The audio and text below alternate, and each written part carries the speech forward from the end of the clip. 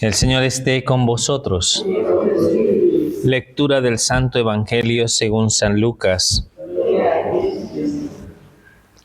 A Isabel se le cumplió el tiempo del parto y dio a luz un hijo. Se enteraron sus vecinos y parientes de que el Señor le había hecho una gran misericordia y se alegraban con ella. A los 8 días vinieron a circuncidar al niño y querían llamarlo Zacarías como a su padre. Pero la madre intervino diciendo: no, se va a llamar Juan. Y le dijeron: ninguno de tus parientes se llama así. Entonces preguntaban por señas al padre cómo quería que se llamase. Él pidió una tablilla y escribió: Juan es su nombre.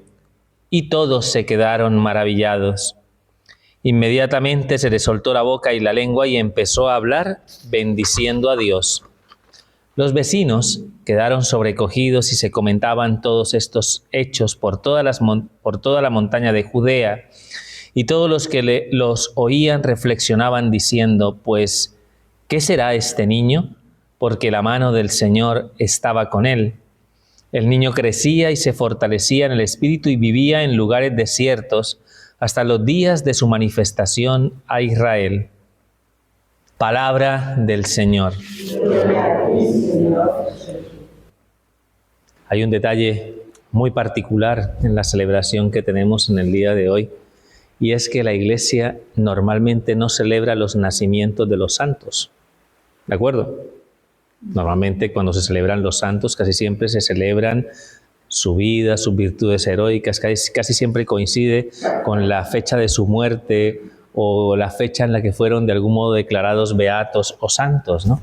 Pero solamente hay 2, sacando evidentemente al niño Jesús, que celebramos su nacimiento en Navidad. Solamente hay 2 santos que celebramos el día de su nacimiento, ¿de acuerdo? La Santísima Virgen María, la Natividad de la Virgen, la mayor de las santas del cielo, que se celebra el 8 de septiembre. Claro, para que coincida con la Inmaculada Concepción del 8 de diciembre, ¿no? Más o menos, para que entendáis, ¿de acuerdo? El 8 de septiembre, y el día de hoy se celebra la Natividad de Juan el Bautista, aquel de quien el mismo Señor dijo que entre los nacidos de mujer no había otro tan importante como Juan el Bautista. Sin embargo, dijo también, ¿no?, que sin embargo el más pequeño en el reino era más importante que él, teniendo en cuenta que evidentemente Juan el Bautista, podríamos decir, que plenifica la institución del profetismo de Israel. O sea, quiere decir que es el último y el más grande de los profetas de Israel, porque evidentemente tiene una misión muy específica, y es anunciar la llegada de los tiempos mesiánicos, ¿no? ¿De acuerdo? ¿De acuerdo? Pero al mismo tiempo, de algún modo, ¿no?, es quien introduce, ¿no?, la presencia del Hijo de Dios, quien va a ser la semilla de la nueva humanidad, ¿no?, de la cual nosotros participamos. De hecho, tenemos un privilegio extraordinario, teniendo en cuenta, si comparamos la situación con los israelitas antes de la venida de Cristo, ¿no? ¿De acuerdo?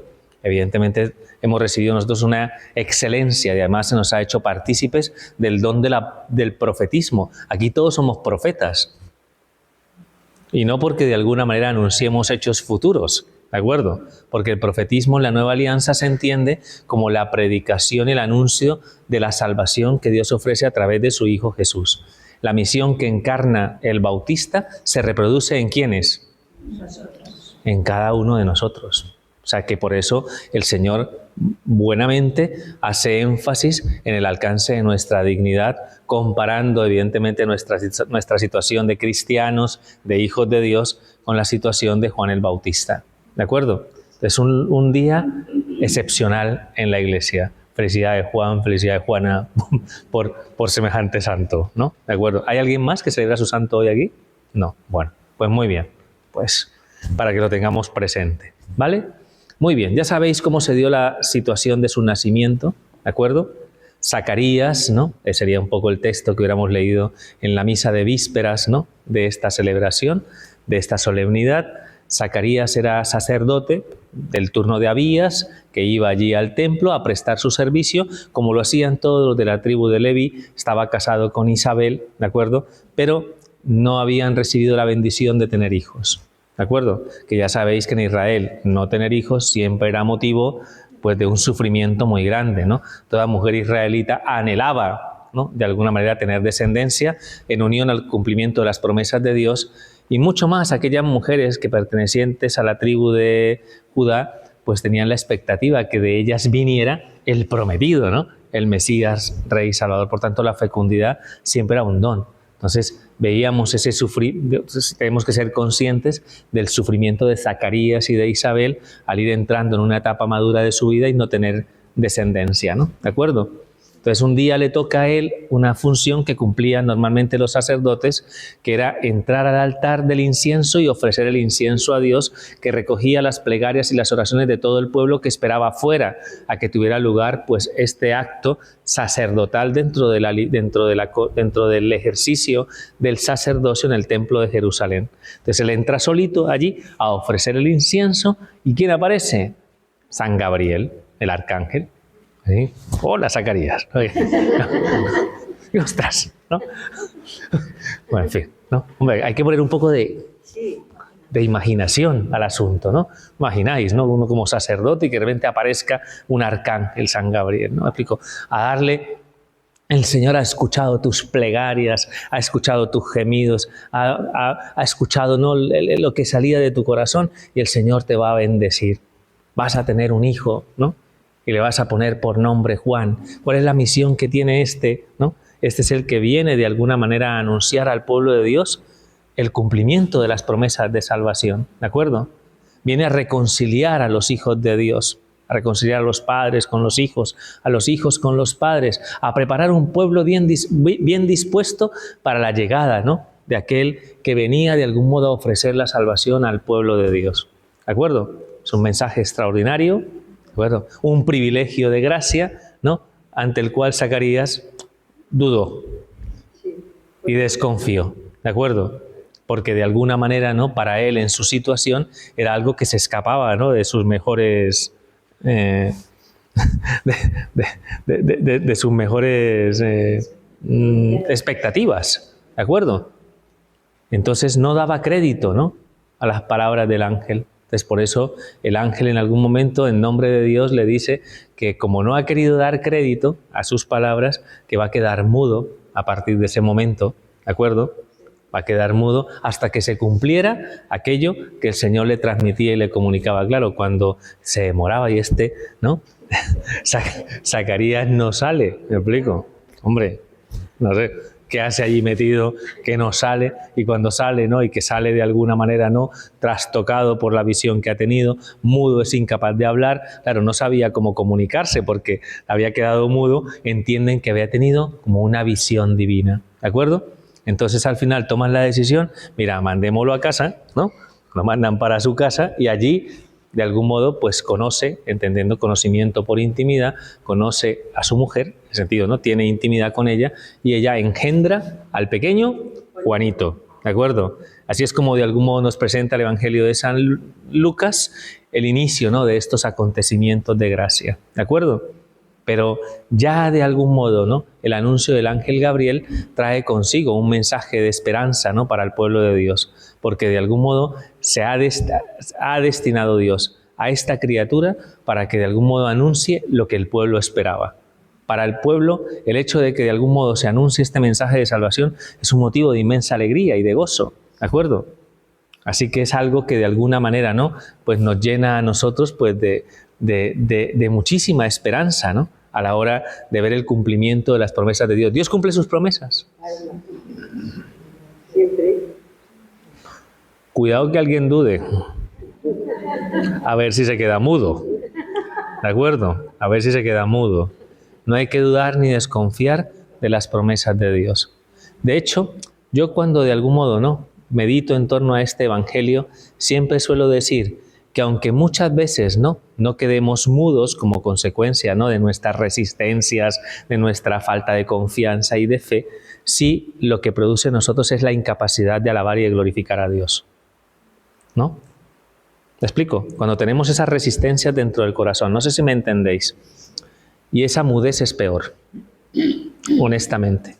Cuando somos incapaces en algún momento de glorificar a Dios por lo que estamos viviendo, ¿no? Cuando la resistencia nos lleva precisamente a vivir en una situación como de incordio y de insatisfacción. ¿Me explico? Así no se puede alabar a Dios, ¿vale? Entonces hay que tener mucho cuidado con esa mudez que produce la falta de docilidad al cumplimiento de los planes de Dios en nuestra vida. ¿Queda claro, no? Muy bien. Entonces, pues, ¿qué pasa, no? Pues que de alguna manera, pues, ya sabéis que aquí tenemos un montón de historia que nos queda de por medio, y es que 6 meses después, ¿no?, de estos acontecimientos, habiendo ya engendrado Isabel, ¿no?, pues al pequeño Juanito, pues es cuando viene el anuncio del ángel Gabriel a la Virgen. Bueno, no me voy a entretener mucho porque ya sabéis que no es lo que estamos hoy meditando, pero tiene lugar eso, se entera la Virgen de que Isabel está encinta y pues se va a las montañas, ¿no?, de Incarem, allí en las montañas de Judea, para acompañar a su pariente, a su prima, en los últimos 3 meses de su embarazo, hasta que nace el pequeño Juanito. O sea que la Virgen está por ahí. Está por ahí. ¿De acuerdo? Está por ahí.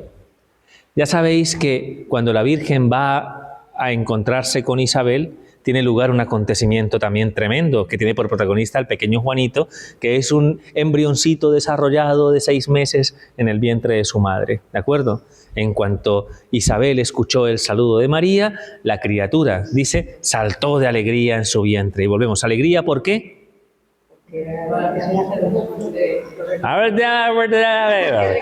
Todos deciden, así lo confundimos, ¿no? Porque la alegría es síntoma ¿de qué?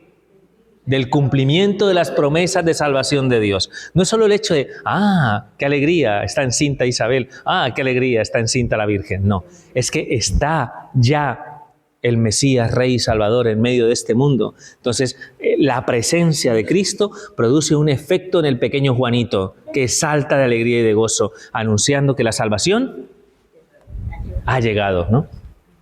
Cumpliendo la misión que se le ha encomendado, y hemos escuchado hoy, tanto en la primera lectura como en el Salmo, desde el seno materno, consagrado para llevar a cabo el cumplimiento de esta tarea. Es verdad que la primera lectura que hemos hecho es una lectura de los cánticos del siervo de Yahvé y que se aplica en primer lugar a Cristo, evidentemente, ¿de acuerdo?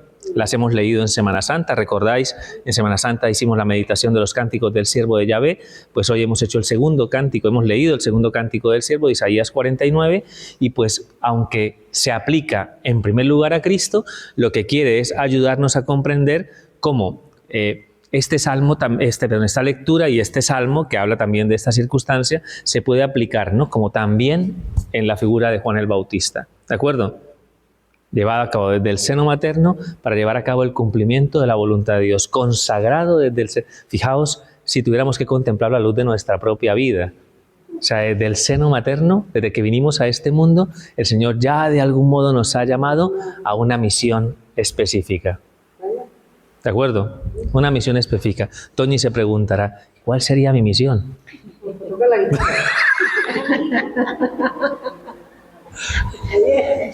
Ahí tienes tu misión. Es verdad, ahí es cuando contemplamos cómo los proyectos de Dios subsisten, ¿no? Y de alguna manera van llevando a que nosotros, al realizar sus planes, vayamos colaborando dentro de ese proyecto de salvación. También nosotros hemos sido consagrados, ¿no?, a llevar a cabo el cumplimiento de una tarea muy específica en cada una de nuestras vidas, ¿de acuerdo? Pues también se puede aplicar perfectamente, ¿no?, esta lectura a la consideración de nuestra propia historia personal. Pero el pequeño Juanito, desde el vientre materno, salta, claro, no podía decir nada, de su manera de expresar la alegría. Es verdad. ¿Cuánto tendría el pequeño niño Jesús?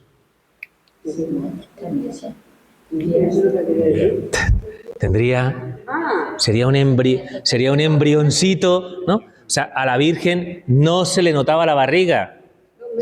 No se le notaba la barriga, ¿de acuerdo? Imposible, ¿no?, que se notara la barriga a la Virgen. Y sin embargo, a la luz del Espíritu, ese reconocimiento se da, ¿no? También para que entendamos, ¿no?, que Jesucristo quiso ser también un pequeño embrioncito, ¿no? ¿De acuerdo? Para que no se nos olvide nunca eso, ¿no? Que Jesucristo ha asumido esa parte de la humanidad, ¿no? que muchas veces se pretende negar, ¿no? Esa entidad humana, ¿no? De lo que es el embrión en el seno materno, ¿no? ¿De acuerdo? Pues Jesucristo consagra ya desde su condición de embrioncito, ¿no? Hay un concepto, ¿no? Que normalmente se utiliza mucho que es el ovocito, ¿no? Se utiliza, ¿no? Normalmente, ¿no? Dentro de lo que es el desarrollo del embrión. Pues Cristo quiso ser ovocito. Y así fue reconocido por el Bautista. Ojo, ¿de acuerdo? Ojo con esa apreciación. Bueno, empieza a cumplir su misión, ¿de acuerdo?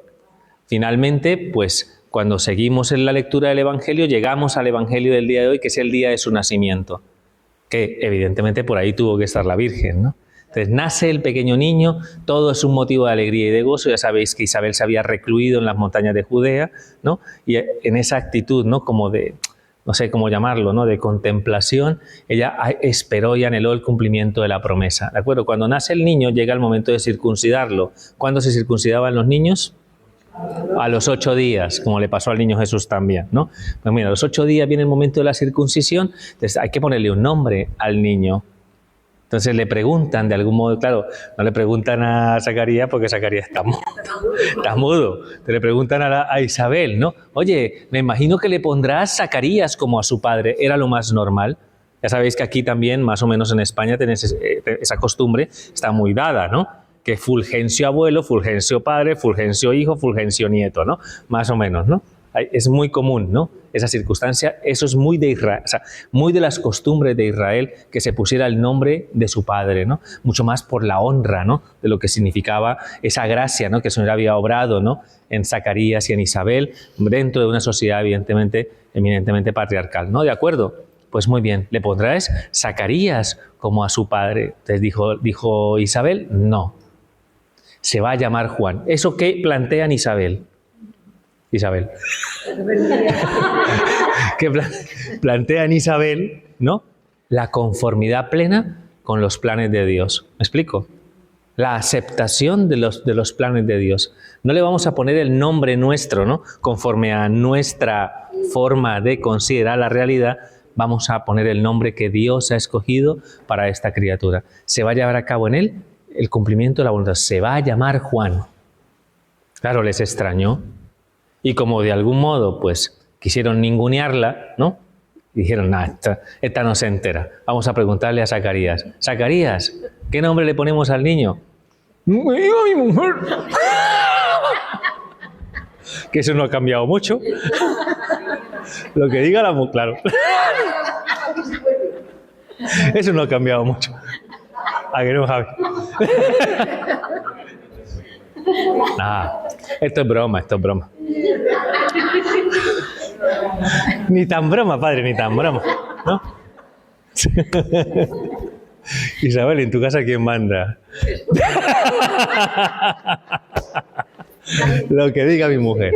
Bueno, pues Zacarías, que evidentemente, pensadlo un solo instante, había purificado por 9 meses.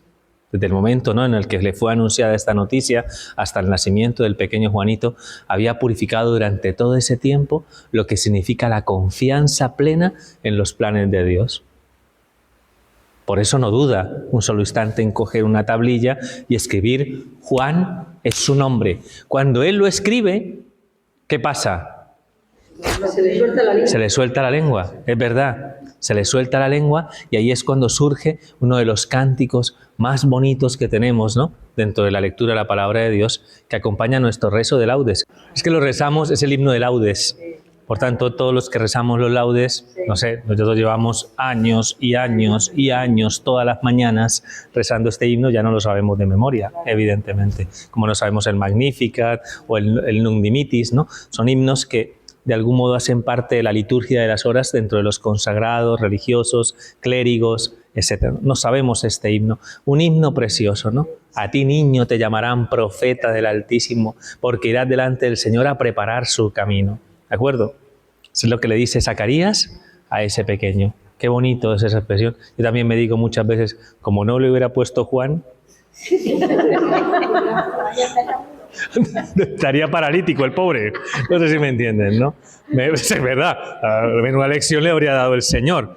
pero menos mal que se le soltó la lengua, ¿no? Y fue capaz de algún modo de afirmar, de ser consciente del alcance del cumplimiento de una promesa, que es una promesa que es fuente de alegría y de gozo para todo el pueblo de Israel, porque todo el pueblo de Israel estaba esperando este acontecimiento. ¿De acuerdo? La certeza de eso la tenemos hoy en la predicación de Pablo en la sinagoga de Antioquía de Pisidia, que es el texto que hemos leído del libro de los Hechos de los Apóstoles, ¿de acuerdo?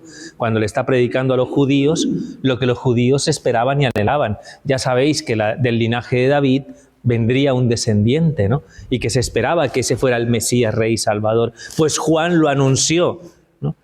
Y lo preparó a través del bautismo, ¿no? Que él de algún modo predicó en el Jordán. Y se ha manifestado a través, ¿no?, de la figura de Jesucristo, el Hijo de Dios, a quien Pablo, ¿no?, presenta ante los judíos de la diáspora, los judíos que estaban en el extranjero, para que crean, ¿no?, en ese acontecimiento y sepan que el Mesías es Jesucristo nuestro Señor, ¿no? ¿De acuerdo? En esa certeza de que el cumplimiento de la promesa se da en la persona de Jesús, ¿de acuerdo? Ya sabemos que Juan lleva a cabo el cumplimiento de esta tarea. Tampoco me quiero entretener mucho porque hoy celebramos el nacimiento, otro día celebraremos, o ya celebramos su martirio, ¿de acuerdo? O sea que ya tenemos otra fiesta además, ¿no?, que es la del martirio de Juan el Bautista, para recordar cómo fue su misión. Durante el tiempo del Adviento dedicamos gran parte del tiempo del Adviento a meditar en torno a la figura de Juan el Bautista, ¿no? ¿Recordáis cómo él se preparó para ese acontecimiento? ¿Cómo vivía?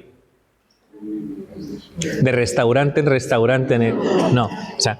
Vivía en el desierto, ¿no? En el desierto, comiendo saltamontes y miel silvestre, revestido de piel de camello, haciendo oración y mortificación y penitencia para de esa manera preparar su corazón, para preparar esa predicación que va a ir ligada a la necesidad de recibir un bautismo, el bautismo de la conversión de los pecados, ¿no? Aquello que hacía que para acoger ese acontecimiento teníamos que tener una actitud y una disposición de corazón, y es el reconocimiento de nuestra miseria y de nuestra debilidad.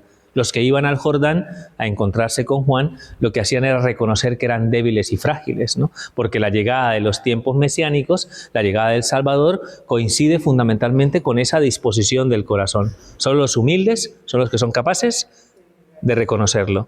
Porque Él no ha venido a dar un premio a los irreprensibles, ¿no? Ha venido a sanar, ha venido de alguna manera, ¿no?, pues a ofrecer la misericordia y el perdón a quien se encontraba de algún modo alejado, ¿no?, del Señor. ¿Me explico?